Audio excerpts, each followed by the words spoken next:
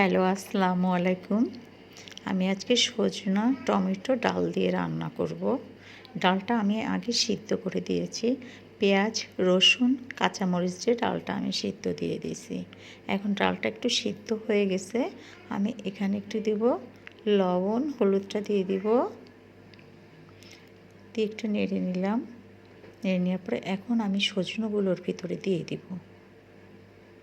সজনাটা দিয়ে দিলাম, দিয়ে আমি টমেটোটাও দিয়ে দিল, দিয়ে আমি একটু নাড়াচাড়া করে নেব। এখন আমি একটু পানি দিয়ে দিলাম ডালের ভিতরে, পানিটা একটু বেশি করে দিলাম, না হয়তো তো হবে না। এখন আমি ফ্রাই প্যান দিলাম, একটু ঝাল ভেজে ডালটার ভিতরে দিয়ে দিব। লালটা একটু লাল করে ভেজে নিচ্ছি আমি। এখন একটু জিরে ফোড়ন দিলাম। জিরে ফোড়নটা দেওয়ার পরে এখন আমি দিব পেঁয়াজ, রসুন দিয়ে ওর ভিতরে দেবো আর কি। পেঁয়াজ আর রসুনটা দিয়ে দিব। পেঁয়াজ দিলাম,